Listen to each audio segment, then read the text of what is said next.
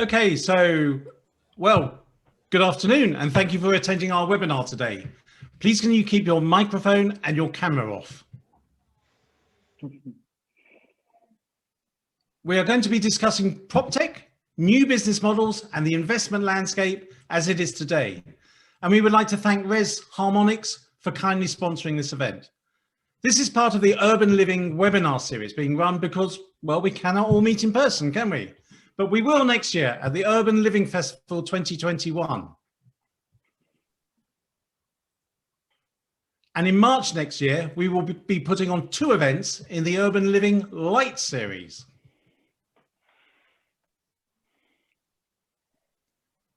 And in July next year, the big live event will be held at Tobacco Dock in London. All details for this can be found online at urbanlivingfestival.com.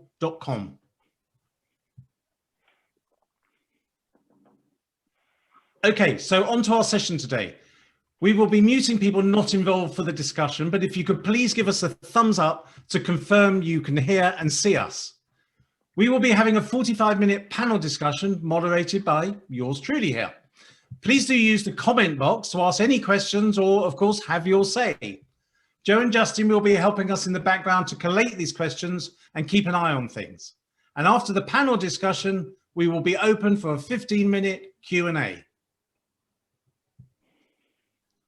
This is me, and I've been involved in Proptech for over 2 decades, which is actually much longer than Proptech as a term has existed. If you'd like to know more about me, please follow me on Twitter at Antony Slumbers, or take a look at my blog and more at antonyslumbers.com. We will be discussing the following about Proptech: why it matters, what to pay attention to, how to invest or profit from it, how it changes business models, and is it a friend or is it a foe? As I said, Harmonics are kindly sponsoring this webinar. Their unified software platform is 100% dedicated to serving the needs of the service departments and co-living markets. And I would like to show you a very short video to introduce them. Harmonics is 100% dedicated to service departments and co-living, bringing together all the tools you need to drive performance and deliver a great guest experience. From channel management and direct bookings to finance, housekeeping, maintenance and customer journey automation, whether centrally or on the move, the platform consolidates all information into one system, saving you time, improving communication and maximising business performance. Okay, so on to our panel. We have Giles Horwitch-Smith, who's MD of Harmonics. We have Natasha Terinova, who is a director of Reach UK and Second Century Ventures. Neal Gemassmer, who's VP International at YARDI Systems, and Jonathan Werth, who is a partner at Life Ventures. So let's talk about Proptech. I'm going to direct each question at a specific panelist, but after that, we are intending to have a free-flowing conversation. So, question 1, does Proptech even matter? And if so, why? Giles. Thanks, Antony.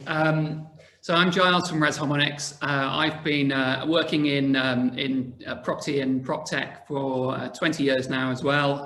Initially developing buildings and in residential and commercial serviced offices and service departments mainly.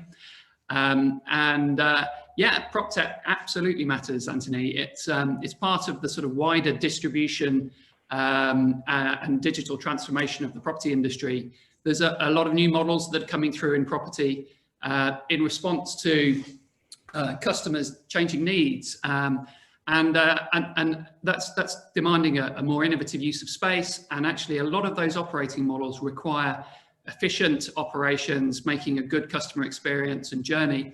And the tech often provides the ability to deliver those models. You know, some areas where we're seeing this really advance quickly is residential, where you see co-living, branded residential, service departments, where, you know, guests are paying a single bill, all of their services are bundled, and they're able to live, work, and socialize in the same space, which is something that's not been seen in the sort of last 10 years, 20 years of residential. In August 2020, there was a 28% increase year on year in demand for bills included residential. And you see these great operations taking off now globally. You've got people like The Collective in London, you've got Nolly Studios in Finland, and Weave in Hong Kong, who are backed by great big funds to roll out and satisfy this demand for that's changing as a result of people's behavior nowadays. It's not only the technology, it's about a change in mentality in real estate. It's a change in attitudes of the people who are staying and their movements. And people are looking for flexibility now. They're looking to be wherever they are, wherever life takes them. And so there's a lot of movement going on. And simplicity is so key to this: how to book, how to stay, what their experience is like in a building. We're moving from a focus on the space, but to actually a focus on people's experience in buildings and in those spaces and how they're using it. And really the tech enables a lot of that, as well as how the building is being set up and put in place for that. Good. So I was just going to say, well, it's clear we're not wasting our time then, which is no, absolutely not. I think. Now, Natasha, following on from that then, so where is the biggest potential from investing in Proptech, and which technologies do you think will have the biggest impact? Where should we be looking? Thanks, Antony. And what a big question that is. I mean, real estate is the biggest asset class. It's one of the world's largest industries. It employs millions of people. It is also the biggest energy consumer, with consuming about 40% of all of the world energy. And together with building and construction, it's also one of the biggest emitters of carbon emissions. So all of this provides just incredible opportunity for innovation. And now the need for technology is so evident, because we wouldn't be able to continue our day-to-day without it. There's also so many verticals and sub-verticals, and all of them are going through transformation right now. So as an organization, we value investing across the entire spectrum of opportunities, which create the biggest impact across all industry stakeholders. It's also an incredibly interesting time for me to answer this question, because it's just about a few weeks away from announcing the Reach UK cohort. And we had a chance to see so many diverse technologies coming through in both residential and commercial spaces coming through the door of Reach UK. And also because of the global nature of what we are doing, there's an active class in Reach US, which is 16 companies. And there's also Canada, which was just announced a few weeks ago. So the other sort of metric to that is that because we're partnering with organizations such as National Association of Estate Agents, and we are backed by the largest trade association in the world, which is NAR, we see a massive potential and demand for technology that enable market practitioners to do their job more efficiently. But there's also impactful technologies in the space of IoT and data, artificial intelligence and machine learning. And they provide not only CapEx savings, but they also create efficiencies across the board, from valuations to given the control and maintenance capabilities never thought of before. And not to say the least, the positive impact this all has on the wider ESG term. There's very interesting things happening in the blockchain space. So for example, one of the things that happened recently is Tim Draper has backed one of the Reach US companies called Proptech. We saw some really promising technologies in the UK, which are enabled by blockchain, which basically provides simpler, smarter, more secure connections, interactions, and transactions across the entire property market ecosystem. There's huge opportunities for utilization of 5G and the impact, that they can bring with it. And, things like space utilization, which we just briefly mentioned in terms of the things that are driven by the huge marketing drivers or trends right now, like, the future of office. I mean, how we can utilize this space. Yeah. What we also look for with we work with organizations such as Proptech for Good and Green Angel Syndicate, and we're a member of the Green Building Council, and we see the massive impact that technology can provide on the road to net zero. Yeah, I mean, I always think once you start thinking of Proptech that is directly relevant to actual assets, actual physical real estate. Exactly. You just suddenly realize, of course, the whole globe is full of real estate, and people spend 90% of their time in real estate. there is no bigger market. So Jonathan, in that case, should we be investing in Proptech companies, or should we be a Proptech company? Should you buy or build your own software? I think you've given me the most questions there. So look, we're coming from my main business is Life Residential, and that's an estate agency in London. So we've managed to get interested in Proptech because we realised there was such a need for it. So should you invest? Well, absolutely. I think it's a brilliant thing to do, to invest, but there's different reasons of why you should invest. For us, it was basically, what can we learn and what can we use to put into our organisation at Life Residential? So eventually Life Ventures was set up, and it's given us that market knowledge and that sense of reality to see, well, what is out there, and is it all hype, and has someone just been given a 7-figure sum because they knew someone that knew a fund, and they've been given the money for the wrong reasons. So if you can invest and you have that ability and you get the opportunity, it's not that easy to get the opportunity in the first place, I would definitely advise that you do it, but not as a gamble. There's 2 real reasons. 1, what can you learn from it? And 2, you can maybe hedge your bets. So what I mean by that is, if you've just got a residential company, you're not in the commercial space at all, and there's a Proptech opportunity that comes up in the commercial world, maybe that's your investment into getting into commercial without actually setting up a whole department. So if someone in the commercial space is going to benefit from that Proptech, why not try and have a piece of it? So it's all about who's running it, who's starting it, and why they're starting it. So definitely go for it if you get the opportunity, but you're going to have to look for it. Most opportunities won't come to you. Should you be a Proptech company? I'd tell some people that come to us yes, and I'd say some no. The ones that I say no is the people that really don't have enough experience. Giles and Neal and Natasha and everyone here has got such a long residential or property background.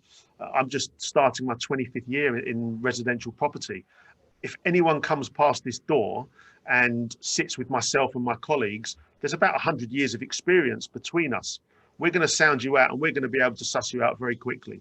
If you go on a viewing and you trip up the stairs when you're on the way to the flat, and suddenly you think, well, that shouldn't have happened, I'm going to start a new Proptech insurance website called tripupyourstairs.com, you shouldn't be going into Proptech. If you don't have that experience, it's very different to every other investment class that I've seen, or certainly any other technology sector. You need to have long experience so that you know all the pitfalls. Yeah, I'm a very, very big fan of using domain knowledge to, at the very least, help the Proptech companies you are working with develop their own products. Because there's always this problem with real estate. Knows real estate but nothing about tech, and tech people tend to know nothing about real estate. So to actually make it work, you have to start working together. Which I think Neal brings us on to perhaps the biggest question here is around business models. Is all this technology enabling new business models? Yeah, it's a great question. Before I get to that, Jonathan, I think you just gave Natasha a new idea for a new business model. I think she was, quickly writing down that URL and she's registering it. I've already registered it. Don't worry. Trip up the stairs or trip down the stairs for insurance. I've got that too now. But no, it's a fabulous question. I mean, I think Proptech and just the innovation and focus on real estate overall has created a few things. So I think the first would be new markets. And so an example would be there's several organizations that focus on, in essence, buying and selling of properties and making it much easier to do without having to view a property. And perhaps these are more investment properties, but it allows investment managers that want to build up a larger portion of residential units as part of a portfolio, whether it's in a single jurisdiction like the UK or across multiple jurisdictions, it's much easier to go out and try to buy 10, 15, 20, 100, 1,000 residential units and build up a substantial investment portfolio in residential units. And I think technology has very much been behind being able to enable companies to be able to do that. I think specifically though in residential too, though, it's been able to look at processes that are very disconnected and fragmented. And I think one great example would be is the entire process by which one typically as a applicant has to go through a screening process and then a deposit process. And there's some great companies and startups out there, whether it's companies like Flatfare and Canopy and others specific to the UK, together utilizing open banking as an example is to disrupt that model and make it much easier for the applicant, i.e. the consumer and the resident, but also make it much more efficient for the letting agent and the manager or the owner of the property to be able to do that. And then perhaps another example would just be in terms of paper-based processes and online payments. So traditional residential properties, the process has been very manual in terms of going and viewing a property and then paying for a application fee, signing paper, and then making a payment. All of these things can be done online now. So it's much easier to be able to identify a unit or a property that you want to be able to live in, do a virtual viewing online, or maybe even a viewing that using technology allows you to visit the unit without anyone else being there, go through a background check online, sign a application, i.e. a rental agreement online, make a payment online, and then receive a digital key so that you can move in. And I think that's just a great example of how technology can be used from an end-to-end point of view, benefiting both the customer as well as the landlord and the agencies involved in the process. And Giles, maybe you'd like to jump in here with all the work you do with co-living, which is sort of very much a new business model about how we live, and it seems to be there's new variants on the value proposition being offered by different build-to-rent companies and co-working places and co-living places, and do they come together and all that? Because would you like to sort of expand a bit on what you see from all your client base? Yeah, I mean, I think just offering more inside of a building and keeping the space in use is the next level to this. As Neal was saying, that world of actually making the journey for customers easier to transact and get into the space and be there is key. But actually, once you're in a space, if you take buildings where the whole of the building is being run by an organization or under a brand, then the whole of the experience can be enjoyed and focused on the customer that's there. You know, for that, it's not just living now with COVID and this sort of isolation that's going on.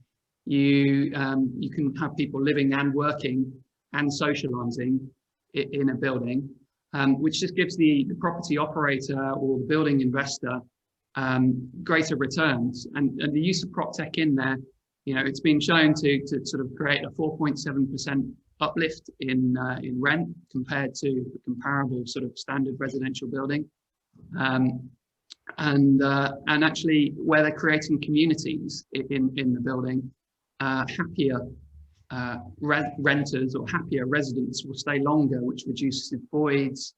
It self-propagates into making the building in higher demand, and actually it creates happier people, which is obviously drives through to profit. Which is always a good thing. So Jonathan, let's come on to customers, because at the end of the day, it's our customers that pay our bills, and it's all very well appealing to our peers, but if we don't satisfy our customers, we have a problem.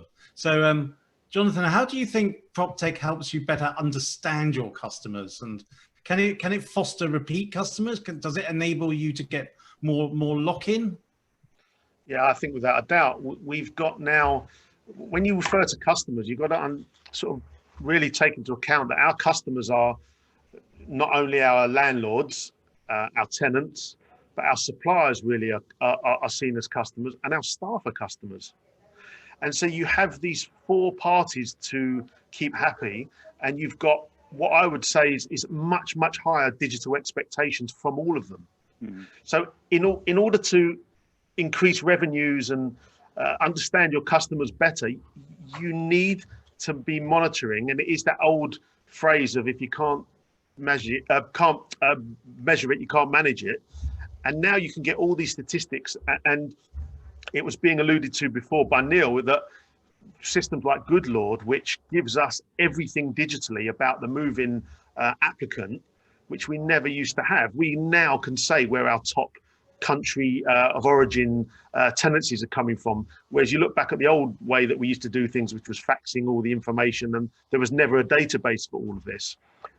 I think it's absolutely crucial to keep going and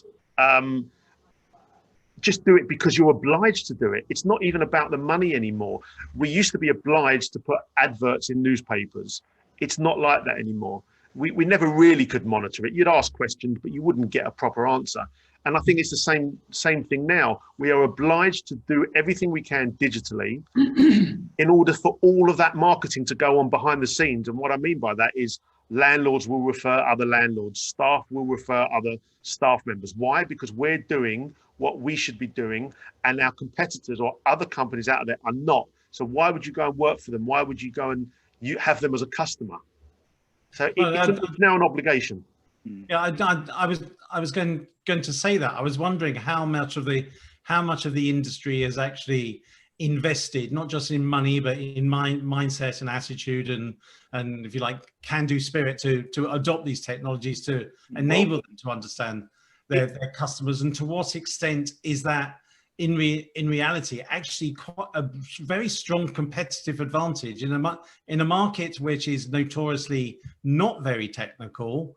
The spoils potentially go to the more technical, and as it seems to be really accelerating, and there's a sort of flywheel of new Proptechs. I'm wondering if we're going to find a new breed or existing companies that develop new techniques with new technologies that enables them to be dramatically more productive than I was going to say, I think one of the questions though is that, does Proptech create the innovation, or does a problem create the innovation, right? And so, or the other example would be, is that, does a change in government regulation create the innovation that's required? And I think all three of those things have to take place in some format.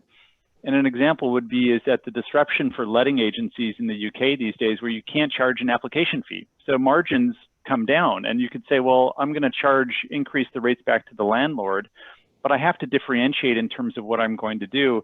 And so that would be an example of, how do I need to now get more efficient in terms of how I have my operations, because my old business model won't work anymore.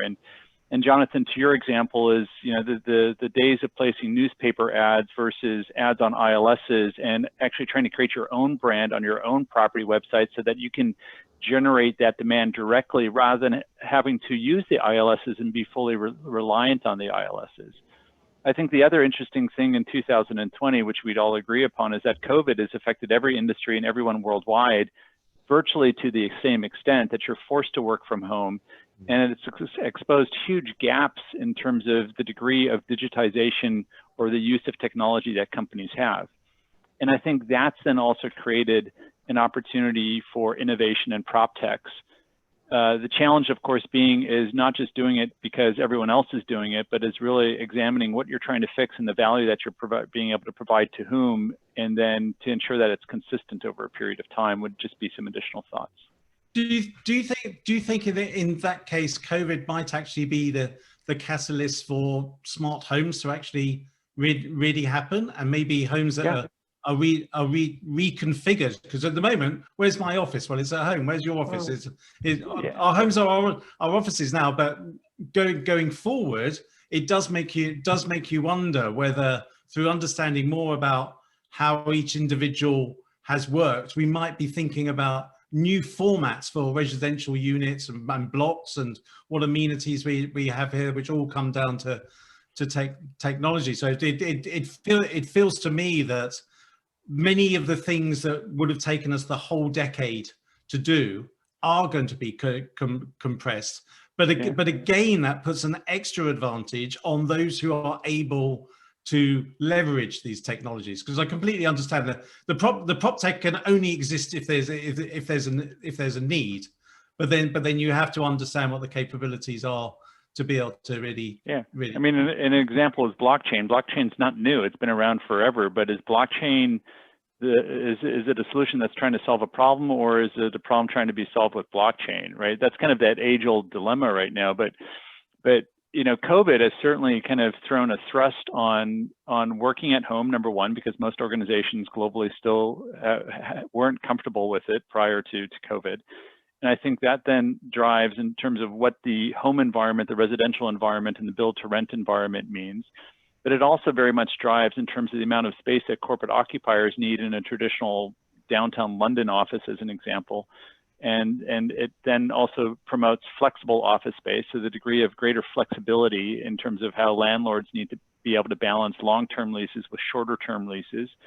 And then it also affects in terms of hub and spoke models, in terms of that greater office space or short-term space will be closer to where people live and change habits over a longer period of time.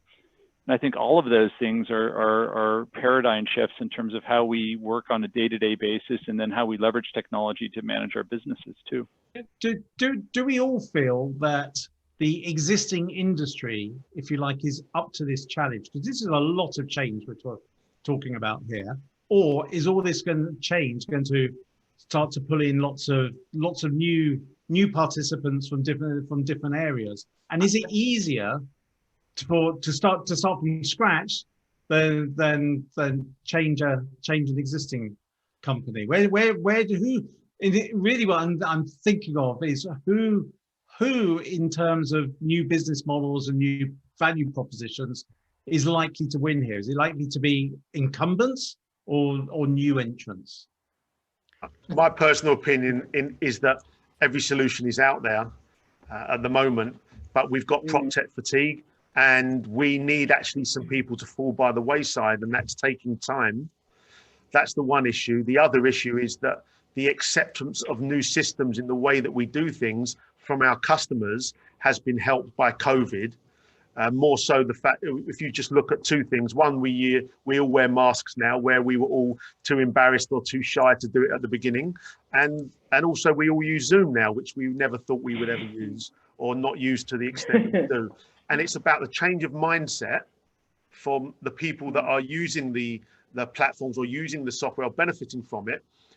But the incumbents, their people are there. The solutions are there, but there's just too many solutions at the moment.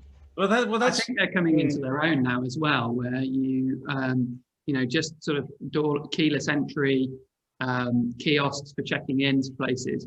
You're seeing them being used in hotels, and they've been in use for a long time.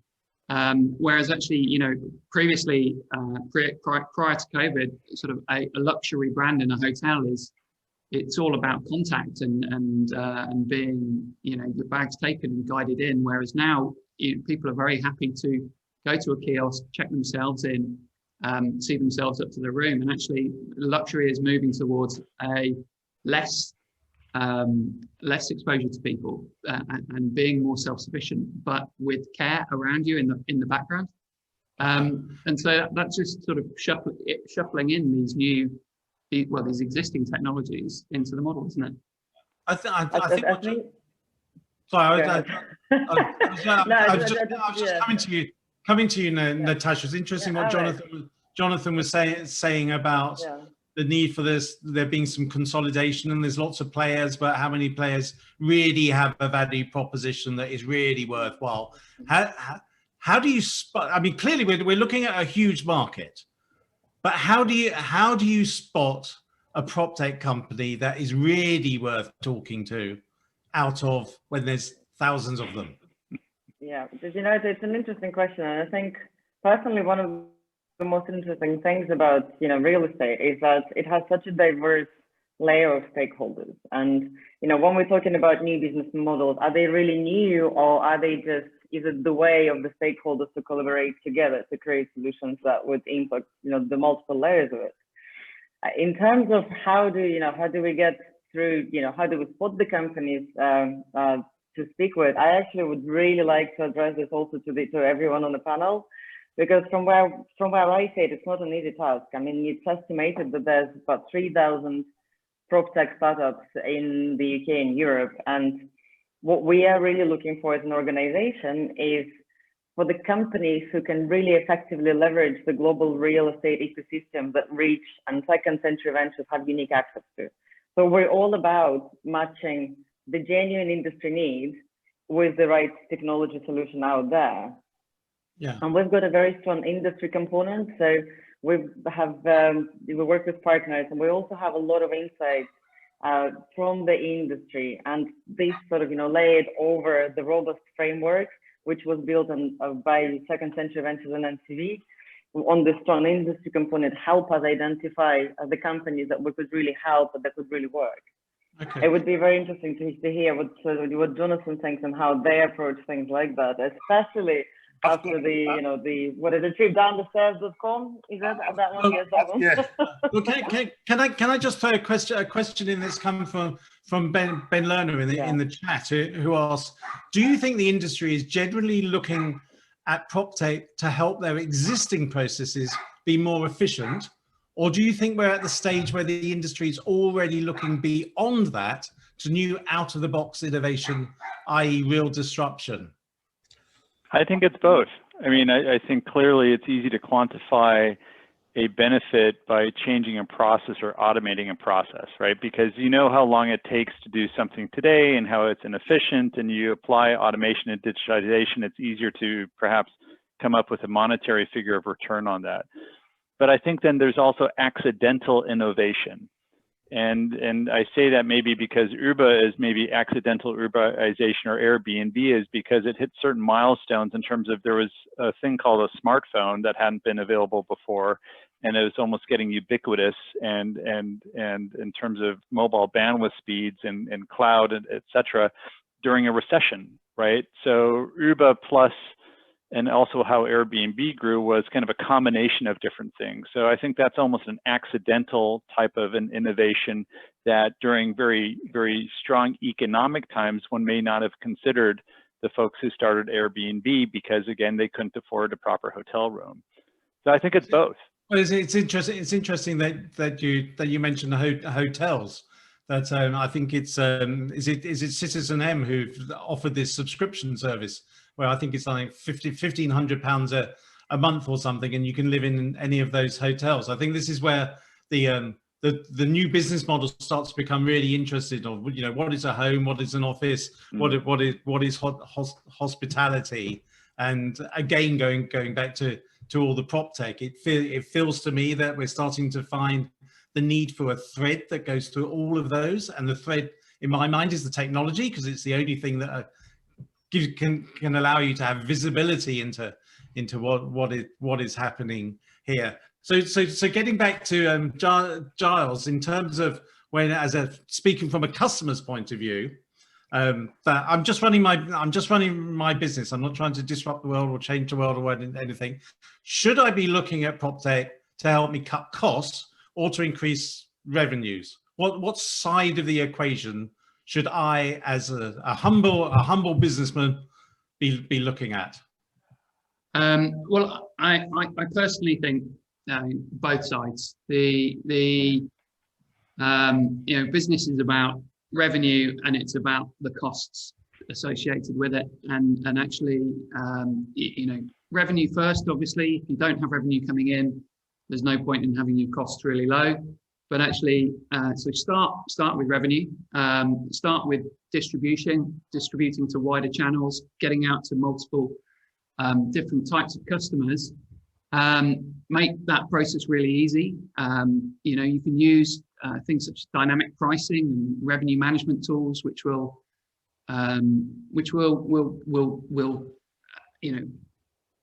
they'll price what you do to a much better level than you can as a human. They'll be looking at the market, they'll be looking at events that are going on, they'll be looking at comparables with your competitive set, but not just this week, but next week and the week after and the months going forward, so that you really get the best customers you can, paying the best amount of money into your space. And then you guide them in well with a really good onboarding process, which, as we touched on, can be, apps to improve communication. It can be an easy, check-in. It can be an easy get up to your room, but then also just making sure that they're well looked after during their stay, so they become real advocates of the brand and of your business. Once that's happening well, and there's loads of great tools out there for doing that, you can look at freeing people up inside of the business and reducing your operational costs. So they can actually, I think that, the day of having administrators in your business is reducing. The technology should be doing a lot of your automation, a lot of your administration for you, which frees up your team to new challenges, but new opportunities around looking after your customers better, increasing their experience, and as we've touched on, offering different models in the building to include officing, to a workspace or social space and so forth, that maybe otherwise wouldn't have been used for that sort of capability. So both, increase your revenues, reduce your costs, make a better margin. You can invest that in a better product, look after customers better. It's all sort of interlinked, really. You must deal with a lot of existing companies that have been around for a long time, but also probably quite a few that are brand new, that have started. I'm particularly thinking of your co-living type thing. Do you find new companies that are started up for a business use your software better than existing ones? Because I remember in my old days of writing software, you could put the same, some software, put it in that building, in that building. In that building, it worked fantastically and had huge value add. In that building, they didn't use it at all. So the user becomes very important. And I'm wondering whether that's a training thing or an attitude or an age or what, or maybe no one's. Yeah, it's a mindset thing, as you say. If people are, the use of all of the technology we offer really is led by what the imagination and the vision of the company. So it's a cultural thing there. The training is absolutely key. Good processes across the businesses are key. So where we've walked into companies who've been trading for a long time and they have really good processes, often what you'll see is that there's value in our software all the way across, and they'll identify and use it all. Whereas, and obviously if you have new businesses, they're coming in with new models. We always try to track customer requirements and guide the roadmap for our software based on what people want and what they need. And so hopefully we, regardless of the type of model that people are operating, they'll see value in the different elements of it, from obviously the distribution, the delivery, and so on. So it's just about mindset. Neal, would you like to come in there? I mean, you obviously got thousands of customers all around the world and lots of different software. How do you get everyone to be great users? I think I think the utilization or the adoption of a platform was always tough, and maybe to use an old saying, it's hard to teach old dogs new tricks or how to hunt, right? So, and so I think that sometimes companies that have defined processes, and this is how I work, it's sometimes harder for them to change. And so I think that's also enabled new groups who focus on co-living or new groups who focus on build to rent. It's often easier for them to adopt technology as a differentiator because they're not as concerned in terms of trying to replicate their old processes and changing. But I think it's a mindset, as Giles mentioned too, and it's in any transformation project, you need very strong kind of a champion internally who sets the motion or sets the path going in the strategy and communicates it, and then follows up on it so that there's not any delineation in terms of what the target is. Yeah. Jonathan, you're obviously very, very keen user, early adopter and keen user. How do you permeate knowledge through your employees and get all your employees? This is the problem with software as a whole. We all have it with Microsoft. We all have it with Excel. Years later, we're still finding out things. it's just human nature. It's going to happen that way. The thing about Proptech is there's often soft touch designs or soft touch technology that comes into play that just solves one small problem in the huge puzzle. And software generally in property is a huge puzzle. And it just takes ages to get used to it, because what I need to use it for is not what my colleague needs to use it for. So it does, you know, every software system, when we've looked at loads and used several in the past, it's got maybe 3,000 or 4,000 things that it can do. Well, I only need 40 of them. But maybe is that the point? Is that the sort of companies that Natasha should be funding, the ones that don't give you 400, that give you 4? Yeah, look, for me personally, yes, because I think the bigger players like YARDI, they're already out there.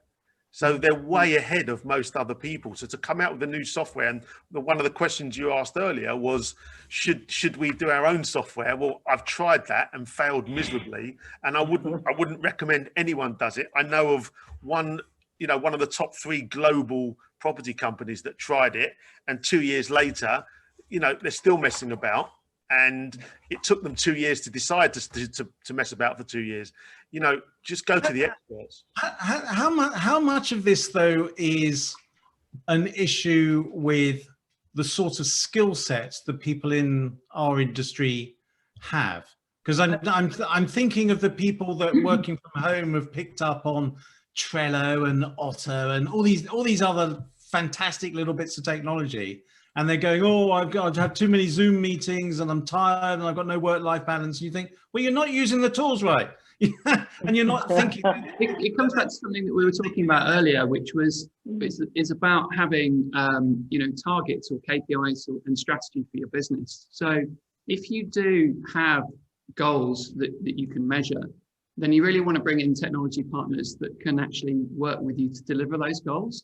And then it's the responsibility of the technology teams and the business teams to go, yeah, these things that we have available here will help contribute towards revenue or to reducing cost or a better customer experience and so forth. And I think that's the key to sort of implementing tech in businesses, to lead it from strategy and metrics and what you want to achieve, and then align it with the technology. Yeah. Natasha, do you ever come across companies where you think that is absolutely amazing, it's fantastic and it would work brilliantly, but there's no way we could get it into any real estate companies because they just wouldn't understand what we're talking about? I was actually with a company recently that was actually doing a lot of very hardcore work on cybersecurity for buildings, and I'm personally convinced that at some stage there's going to be a monster scandal when a major building gets hijacked or someone gets ransomware and they have to shut something down. But they said we got nowhere because they didn't see the problem and they didn't really think there was a problem. And so we have fantastic technology and we can't use it. Yes, I think Jonathan actually mentioned something along those lines very early on about the solutions and who they built by. It's like, you know, trying to fit a square peg into a round hole.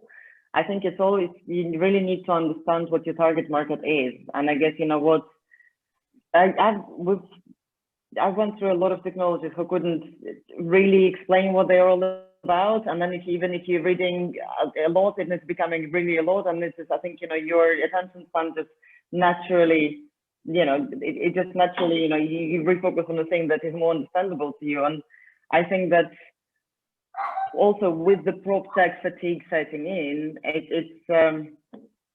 it's very important to be able to articulate and know what, you know, who exactly from this diversity layer of stakeholders you're addressing to, and been really clear explaining what it is. And the way sort of, you know, the technologies that excite me the most is that I can explain in one sentence. Yeah. That's back to 4,000 functions. You need only 4.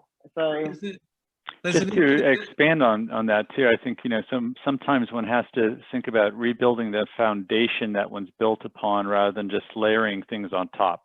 And I say that because if the plumbing's not right, as an example, in a foundation, then all of these new ideas and terms and industry terms and flashpoints like machine learning and AI, et cetera, if they're not on a strong data mart, on a strong foundation, you really can't utilize them.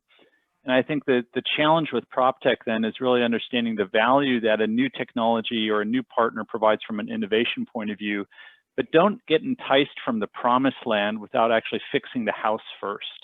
And so it's a series of steps that need to happen to be able to build that stronger foundation or fix the foundation to be able to transform one's business. And there's no, generally speaking, there's no silver bullet. That's just really simple and easy to do. And despite wanting to be able to explain something and understand it in a sentence, if it sounds too good to be true, there's generally a hidden type of a cost or assumption that might not make sense. So really understanding the value proposition in terms of, will it benefit me, what my value what my costs are, and will this company be around tomorrow, and to be able to continue to service me. We've got actually a good example with I think, you know, what gets me excited sometimes, especially when we're talking about the infrastructure and the layers of technology already existing. What personally gets me excited in that space is retrofitting technologies. So, you know, when the IoT is used in a way where it can actually create the opportunity for the devices to communicate and translate them to one language, which then it can be used to create multiple insights. But I think, you know, Proptech is just so much more, there's so much to it. It's like, I think even from definition of Proptech, I mean, where do you start? This is the center of our life right now. I think there's also a very interesting thing about technology within real estate that's actually brought out by a question here by Georgia Green. So where she asked, do you think Proptech that provides automated check-in services, etc., will be able to completely replace the customer service experience from human interaction? But is it important to find a balance between the two? And I think within real estate, we have this almost unique situation where we do need lots and lots of technology, but we need lots and lots of human skills, because it's such a human business, and our customer is doing something which is so important to them personally, that we have this difficulty in balancing between human skills and tech skills. And again, going back to the type of people that are in the industry, how do we think of this as a technologist, and then how do we think of this as a practitioner in terms of the value proposition balancing between the human and the technical? Well, I'd love to answer that one. We're currently looking at a company in New York called Knock, and they've got this solution that they are using and working on at the moment, which does exactly that. So you've literally got someone looking online, saying when they want to view, they get a code, they turn up, they do the viewing, they do the paperwork, it's all digitized, they don't see anyone. But we as an agent in London are looking at it thinking, is that possible? Can it work? But all the practical problems that we all envisage, for instance, when they walk in there, there's a smell in the apartment that actually they never thought would be there, or they've popped in there and they spend a bit too long in there. So you've got to have monitoring systems inside the apartment, as well as trust. We're without doubt going to get to that stage, but it's not yet. It's going to take a few years. But ultimately, and I know there's the big PRS providers, the Grey Stars of this world, they're doing that already to a certain extent, where you can do automatic sign up and move in, and it will come to a stage where I can now go online, arrange to go and see the property right now, go in there, do the contracts, and by tonight I'm in, and safely in, with a lot of security behind me as well. But it's all being tested, and there's several companies out there. It's just going to take time, and when I say time, a few years. I don't think you ever take the human element out, though. And I don't think there's any industry that's fully been able to do that. And if I think of a hotel industry by which I can, make a reservation with Hilton, get my digital key on the app, etc. To Jonathan's point, if I go in and I walk in the room and I say there's a weird smell here, I go back down and I still see reception and I say, hey, I want to change rooms, right? So you still need that customer service element. So I think it's a complement to an operation. I think it allows you to gather a lot of data in terms of how your customers or your residents interact with you or your prospects. And I think that enables you to make smarter decisions, but I don't think you'll ever be able to disconnect a human element of some sort that needs to be able to interact with a customer or a prospect. I mean, it is living, isn't it? Or it's working. It's a human thing. It's just the space you need to be cared for. But sort of coming back to that point earlier around, it's about reducing the administration that's involved in it to make it easier for everyone. But is that an interesting point came up that Mike Del Prete, who writes a lot about iBuyers and the like, and tracks new residential technologies, was giving a talk, and he was talking about, well, surely there'll come a time where we can buy a property with one click.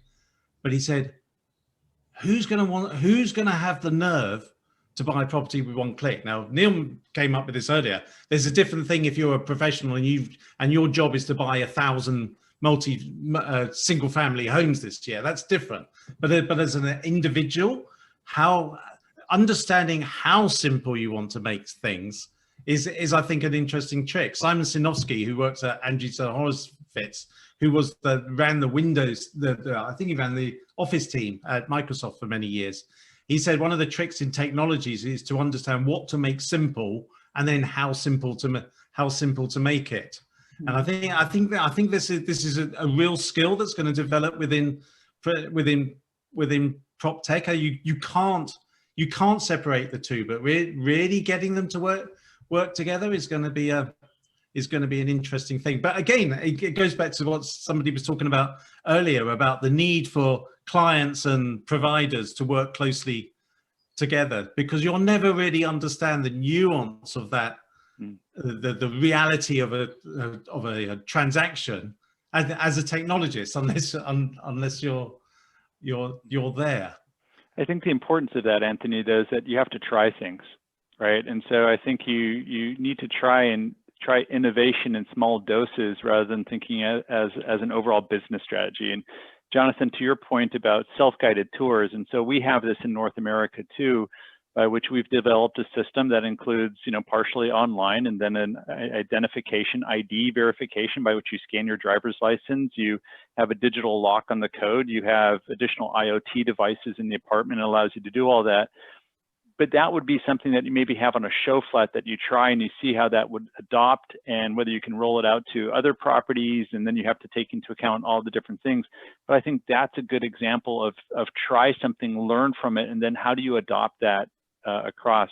For organizations that say that I have no appetite to want to try something because I'm afraid that it's going to cost me money, or that I'm going to get burned, or I'm going to lose morale, I think the companies that are too conservative won't necessarily be here tomorrow. And this is something that we talked about earlier today. I think a general consensus is that if people don't invest and call it Proptech or whatever the next generation of the term about real estate innovation will be, those companies who don't invest today to digitize their processes and differentiate and either drive revenue up, change the customer experience, drive down expenses, they likely won't be here in 10 years' time. And there's lots of examples in terms of industries that are no longer here. And I recently read No Rules by, which is the Netflix story. And it's a great example of how Blockbuster, which, many might not know that company because they never had to rent videotapes, but, Blockbuster said, I'll buy Netflix back in 2002, so 18 years ago, for $50 million. And Blockbuster said, why would I ever want to do that? Because your business model doesn't make sense. And lo and behold, Blockbuster is gone and Netflix has an outrageous amount of zeros behind their valuation. That's a great example of you have to try something, you innovate, you modify based on technology available, and ultimately you create a new business model that wasn't there before. Yeah.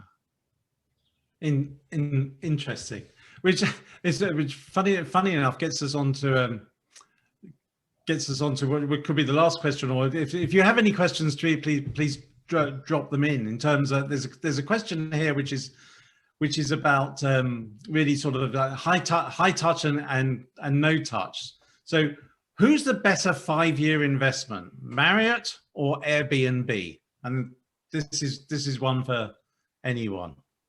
Marriott or Airbnb over a 5-year period? Who would you put your money into? I'd put Airbnb because there's so much hotel competition. It's just unbelievable and not enough variation. I think Airbnb gives a much better choice for the new generation, Z, double Z, whatever you want to call it. Yeah, I think. Go on, sorry. Yes, I was just saying that I think culturally Airbnb is just a platform that can potentially roll out something interesting, more experientially, a lot easier than Marriott. And I know that recently, I think Marriott has launched some luxury alternative lodgings, which was quite successful. But I guess, the question I asking myself, if it's not a silver lining to the industry that is very wildly in trouble. So my money is on Airbnb. Yeah, I'm on Airbnb as well, just because ultimately they make money out of hooking customers up with property and places to stay. They'll take a cut of it. It can scale endlessly. They're doing, obviously, they're into the mid and long stay market. They will do a good job of that. They will get people into long stay and mid stay property happily. They'll bundle experiences that they want with it. So the network effect that they have is immense. I think it will be the winner. Hey, can I ask, has anyone ever had a bad experience on Airbnb by which you've paid for a property 6 months in advance? You have 15 family members flying to France and someone cancels on you 2 weeks in advance? And Airbnb says, we're not a travel agent. There are faults in the model, but maybe that's a personal experience. But I would say is that those are all lessons learned. And in terms of the type of holidays you would book, but I think certainly the disruption that they're creating, and Airbnb is going public in the first quarter of next year, all going well. So it'll be interesting to see what happens. Antony, but what would you do? So you seem to be asking lots of questions. Now I think it's time for us to ask you some questions. Well, it's interesting. I wouldn't discount Marriott.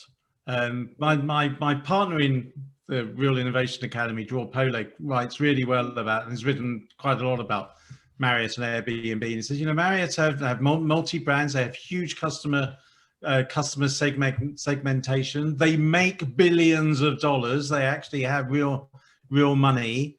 They understand distribution. They understand online.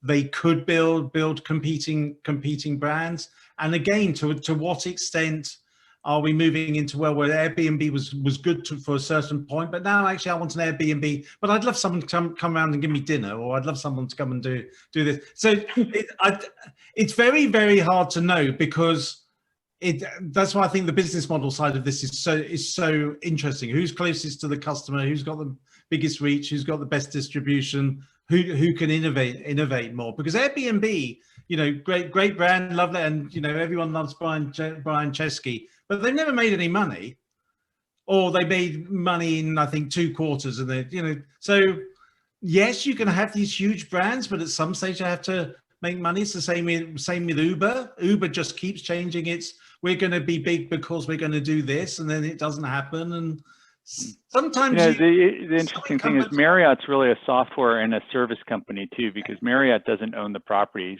They manage the properties. And so the value is the different brands they can associate with different target markets and segments.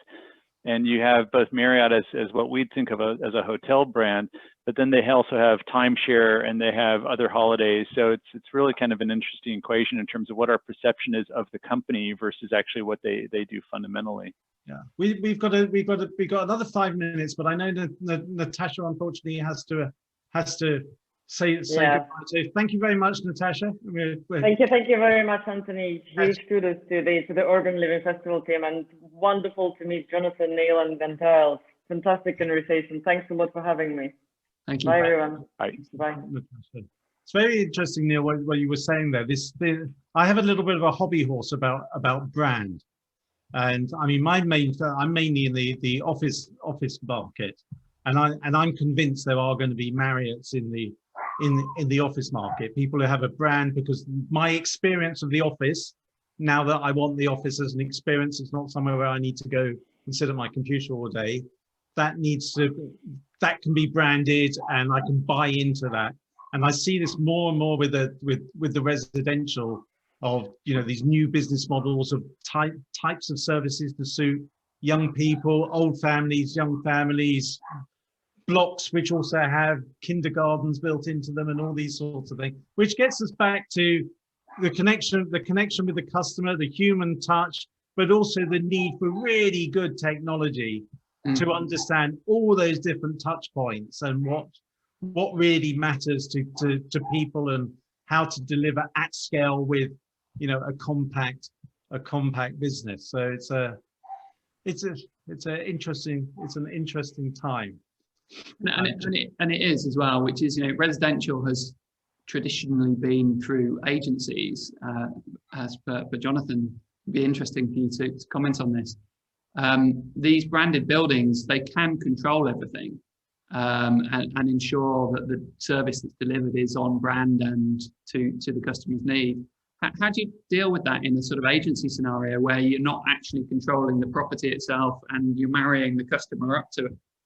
This is the problem. This is where it's still very much what Neal was saying, the human integration that you need. You know, it works for the PRS model or the family office, you know, the family, the way they do it in America. But in the UK, it's so bitty. There is so many nuances that it wouldn't work, which is why we look at it as an agency to think, well, there must be a better way of doing it, but it's just not out there yet. But for PRS, I think it's a much easier solution. First of all, you've got one landlord, a block of 200, 300, 400 units, whereas for us, we could have 50 landlords in 50 units in one block of 400.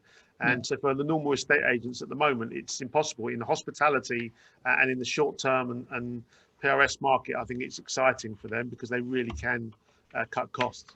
Do you think it'd be an interesting discussion, much longer one than we can have now. Do you think ultimately the agency piece is going to have to change entirely? I don't see it. They've said that about travel agency, and that hasn't really stopped. It might have developed a bit better online, but people still need a travel agent. A lot of people still want a middleman. In residential, it becomes a lot more passionate, and so when it's passionate and when there's that feeling and sentiment involved, computers are not the answer, but they are certainly a soft touch help to make it more efficient. But no, I don't see it. Yeah. We're rapidly coming to the end of our hour here, so I thought it might be interesting if each of you could just say to someone who doesn't know much about this, but is really keen to get into it. Where should I start? What should I do? How do I build up a knowledge that I know what to ask of any Proptech people? Antony, they should take one of your courses. I mean, no, isn't that what you asked all of us to say? I mean, they absolutely should, of course, yes.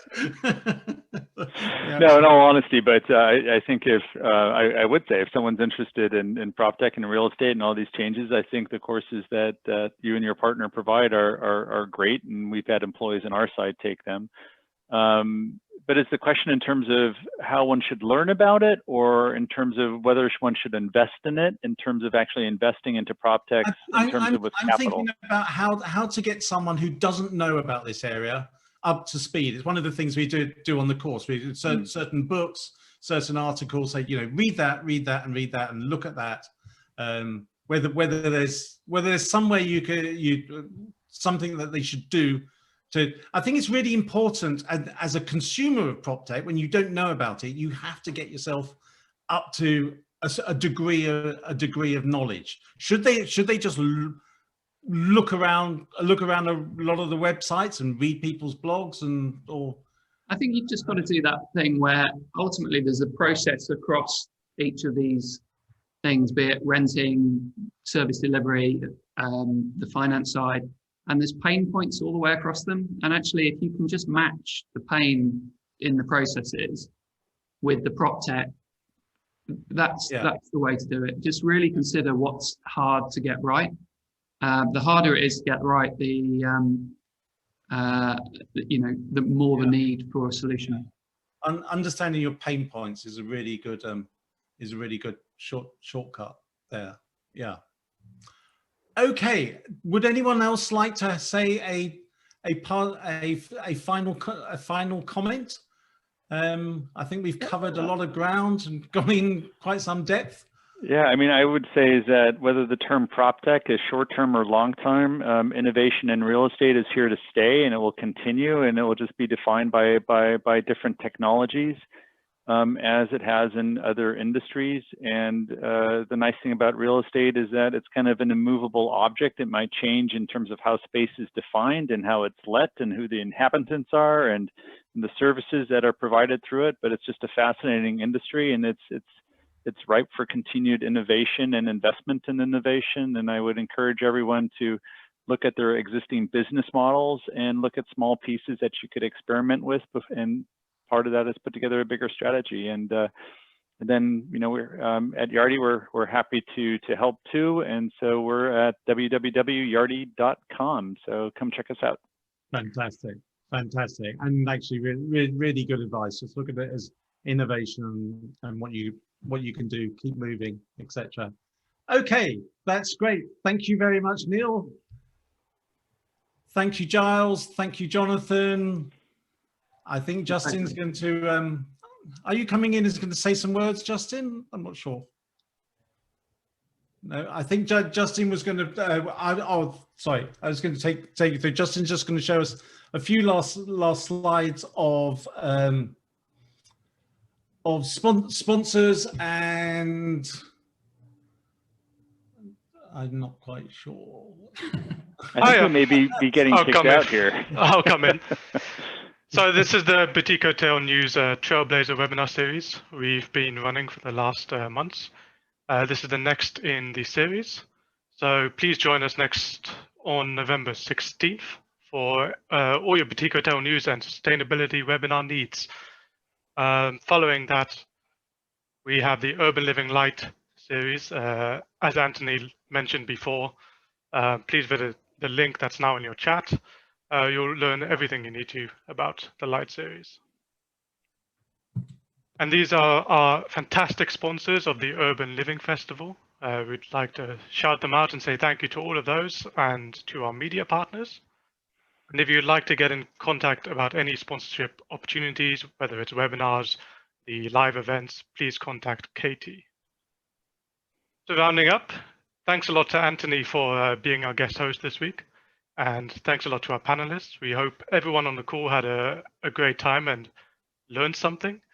And we'll see you next time. All right. Cheers, everyone. Thank you. Thank you, everyone. Thanks, everyone. Thanks very much. Thank you.